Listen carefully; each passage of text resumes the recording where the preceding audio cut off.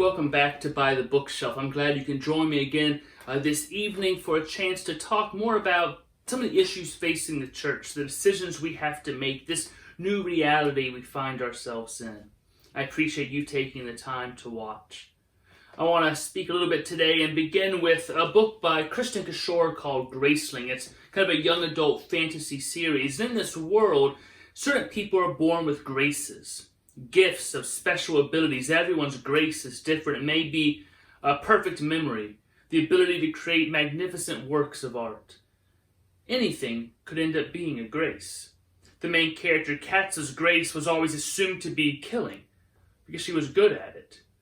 Turns out at the end they realize it's not killing, but her grace is surviving. The antagonist in the book is a boy named Lek who becomes and realizes that his grace is the ability to persuade people. Whatever he says, people will believe. He can basically control people by telling them what to believe and what to do. There's another character in the book named Poe, and people think his grace is the ability to fight very well. That's not actually it, it's perception. It helps him in fighting because he knows exactly what an opponent is going to do next. But when it comes to Lek, he can see through the lies. He can't be controlled the same way other people can. Well, as they begin to realize what Lek's grace actually is, Katza becomes worried. How do you protect yourself from somebody who can make you believe anything? So at the end of chapter 18, it says, "What is it?" Poe asked.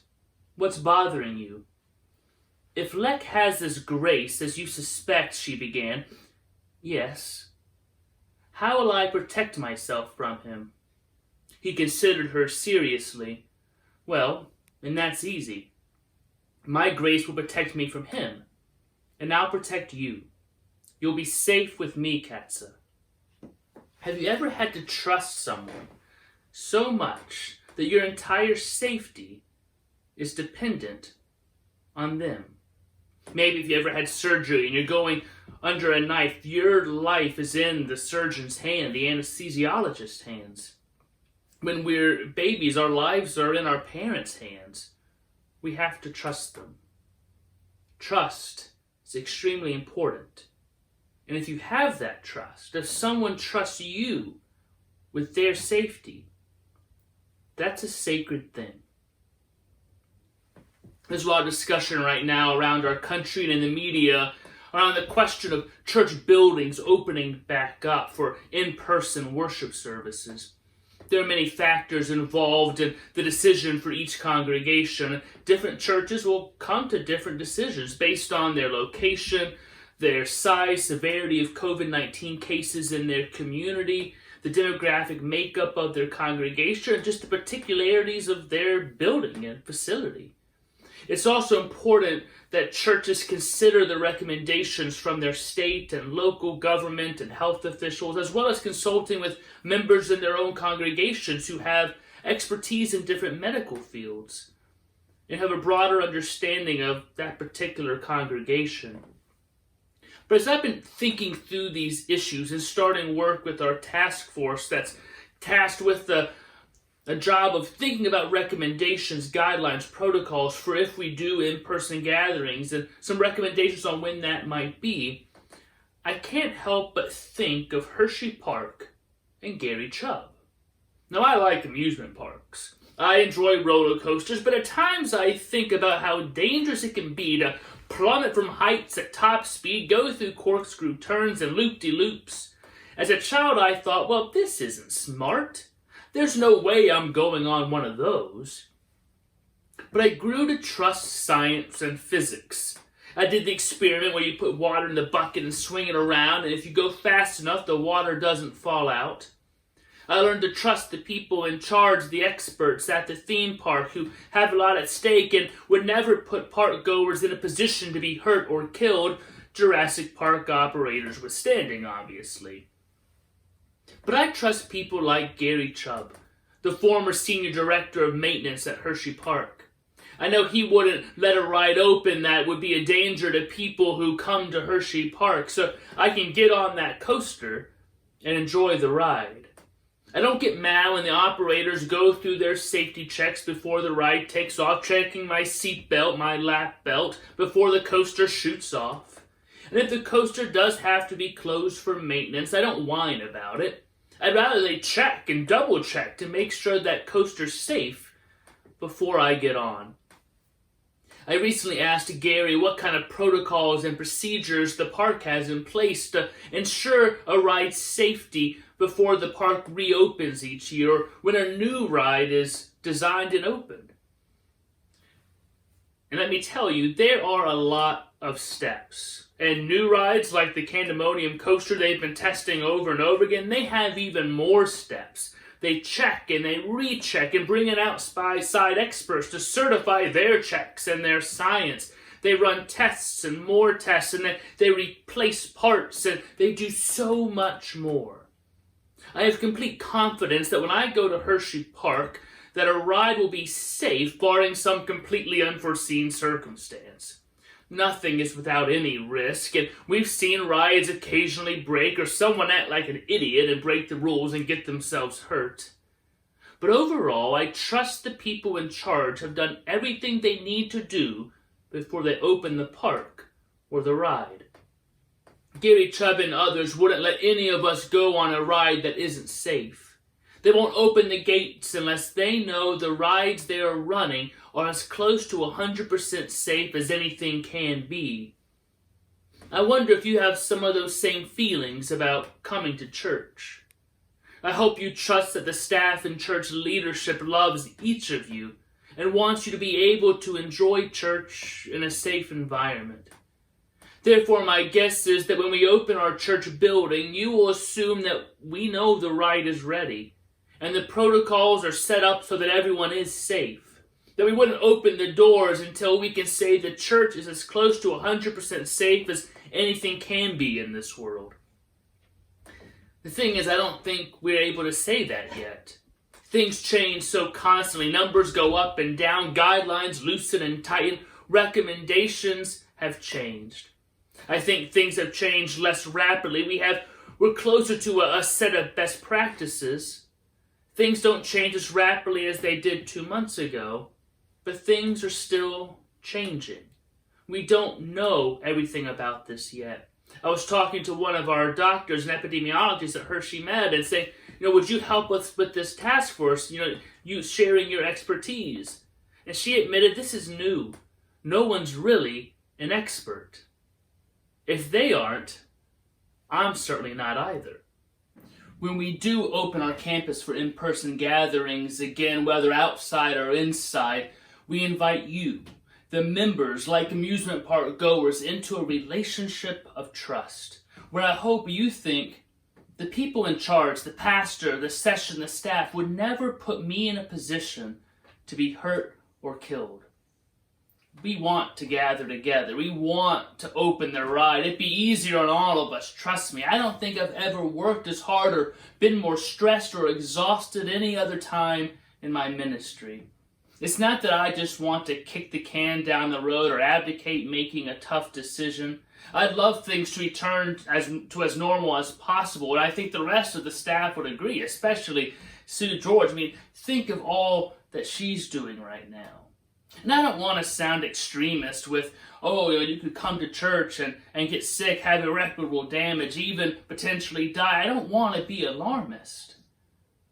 But I don't want to pretend it's not a possibility either. I never thought I'd ever have to utter those words.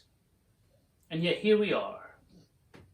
You see, when I think of these decisions, I think of you.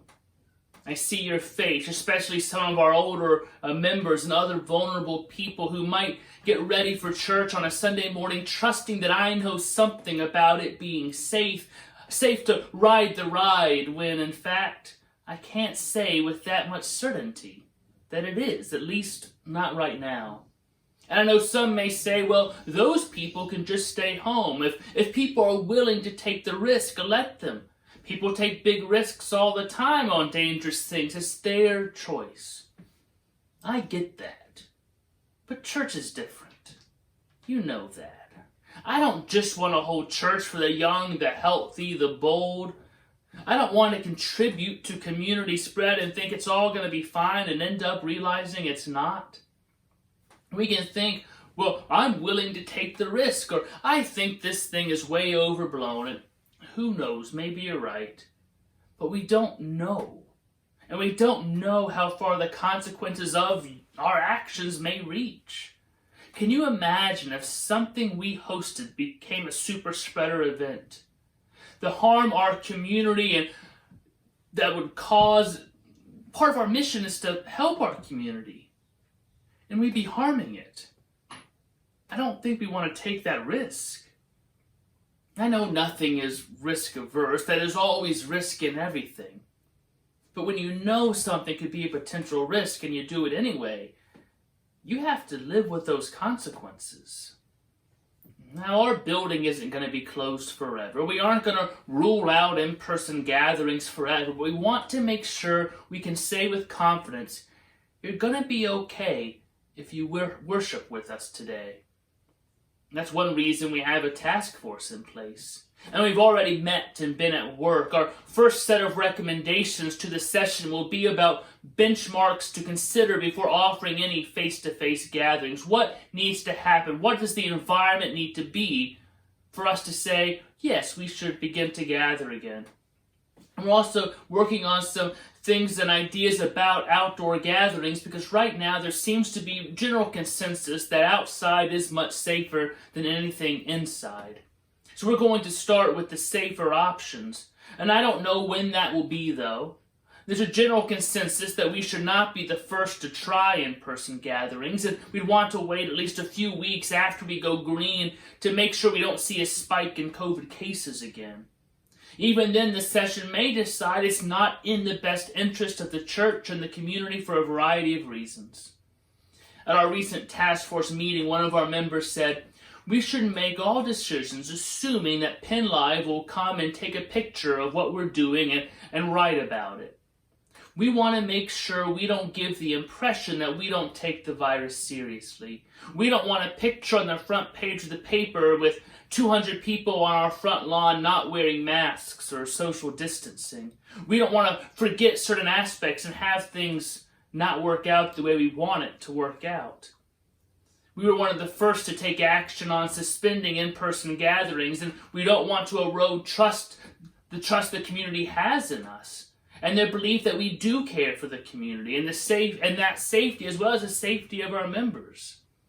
I know pastors who have made the decision to gather again for worship and then had to send a dreaded email to their congregation saying somebody who was at worship had tested positive for COVID-19 and you need to go get tested.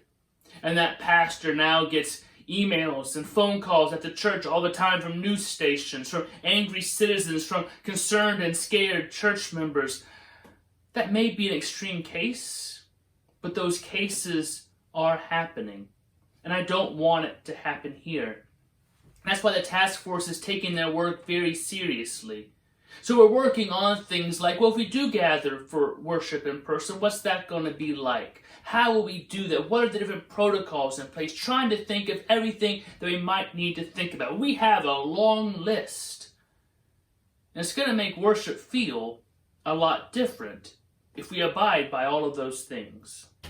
And while nothing is without risk, we must still make wise choices, weighing the consequences of those risks with benefits gained. Therefore, we're going to move slowly and methodically, with well-thought-out plans and rationales based on science and theology for the decisions we make. So we are working on some guidelines and protocols for how we might try to have face-to-face outdoor gatherings, whether that's in July or September or any other time. We will start small, test things first, not just jump in and see how it goes. We don't want to set expectations we cannot follow through with. And the task force isn't just considering what we can do and how we should do it, even though we do have those long lists of things. But we're also thinking about why or why not to host in-person gatherings. So let's talk a little bit about some of the theological aspects of the decision beyond just the practical. So why is in-person worship so important? The term liturgy literally means the work of the people, and it's easier often to participate in worship while we're all together by responding in the liturgy, singing, making offerings, saying prayers with everyone around us.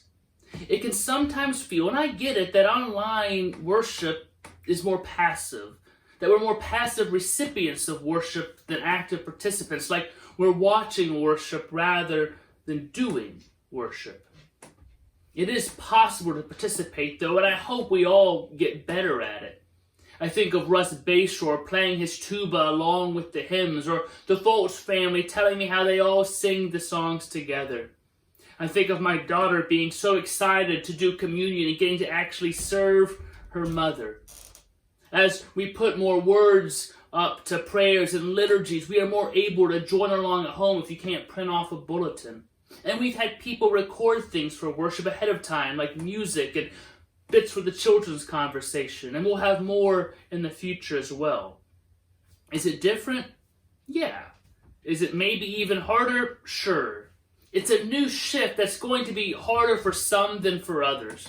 But we can still participate in worship. If we say we can't, if we say it's impossible to really participate in worship if we're not in the building together, then what message does that send our members who haven't been able to physically come to our worship for years? I also think that being together, though, does give us strength. There's no denying that. Sometimes when our hearts are broken, hearing our church family sing of hope can be just what we need. Their voices can almost stand in for our own in those moments when we just don't have the faith strong enough, the will to sing those songs the congregation sings over us. Children learn the prayers and songs by hearing the congregation repeat them again and again. We feed off of each other's energy, hope, and faith.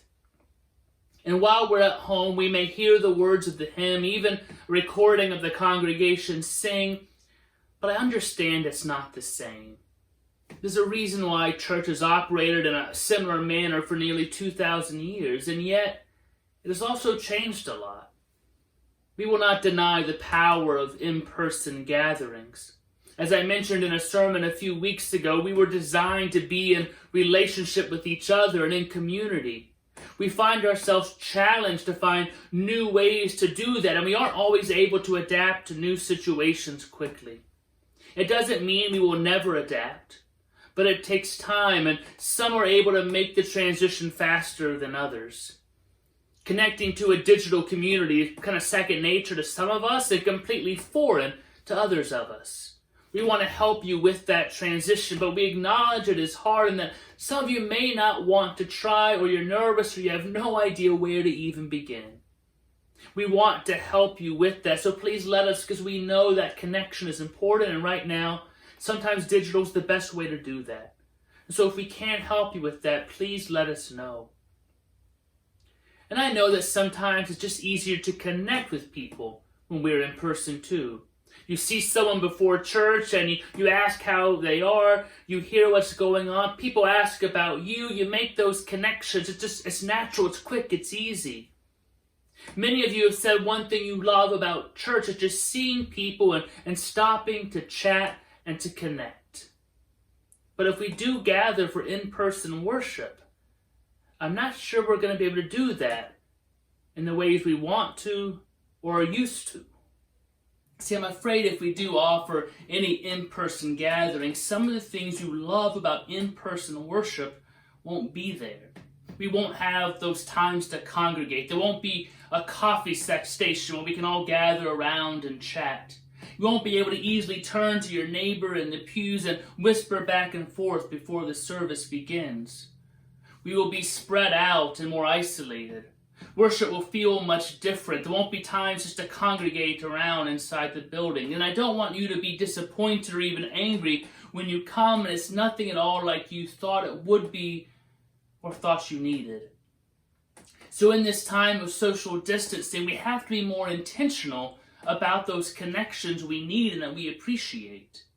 It requires making a phone call to inquire about a church friend or attending a Zoom meeting. Sometimes certain people aren't even on our mind, and we see them on Sunday and remember, oh yeah, I wanted to ask you about this, or oh, I saw it was your birthday. And we're so glad we saw those people to remind us.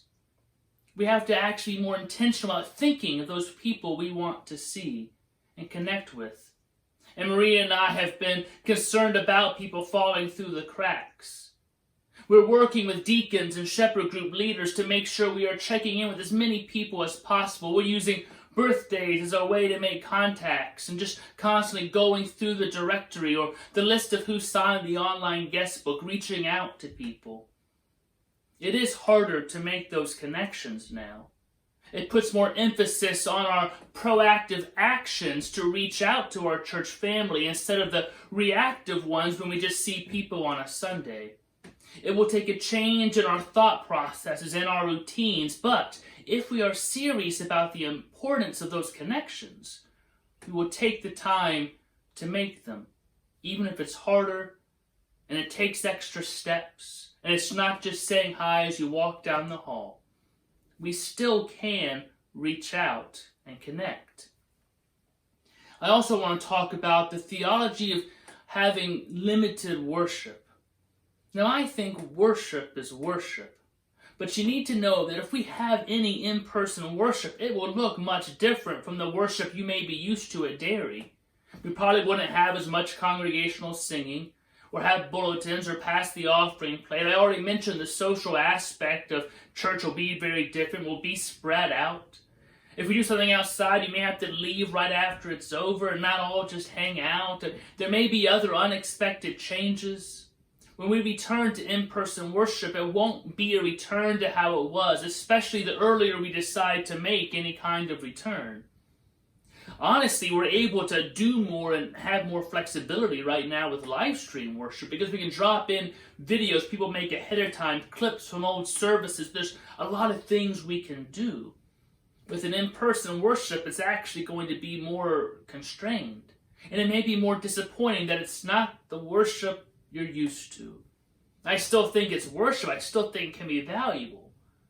But you need to know that. But worship doesn't have to follow the order of one of our typical Sunday services. Some worship services are more focused on silent prayer and reflection. Some have liturgical dance and no singing. Some use more spoken responses and visual art. Worship is worship, and this could actually be an opportunity to explore new forms of worship that may be meaningful and connect to you that we just never really had the opportunity to think about because we were busy doing the same thing as we always do. Now, many of you have tried out our engaged worship services and loved them. They are powerful, worshipful expressions for you, and maybe sometimes even more so than typical Sunday morning. Others of you have tried them and not cared for them that much. You enjoy them, they're kind of fun, but you prefer Sunday mornings. That's more meaningful to you. And others have tried them and said, nope, don't like that at all. And some of you have said, I don't even want to give that a shot. It looks horrible and weird. And that's fine. You're allowed to have all those reactions. But whether we live stream or have face-to-face gatherings, things are going to be different. And that's okay. What's important, one of the purposes of the church, is to proclaim God's word and provide for the worship of God. And that's what we have done and we will continue to do. The task force also has talked about safety beyond the virus and thought about, well, what about divisions in the church? There's still so much division in society about requirements to wear masks and the scope of the virus. I see it literally every day. There are people who strongly oppose wearing them for many reasons and feel it's their right not to wear a mask. Now, the task force is currently thinking that we should require masks for any in-person gatherings in the near future. But we recognize it'd be nearly impossible to enforce that. And so if people refuse to wear masks, we would just cancel the gathering and stop having them.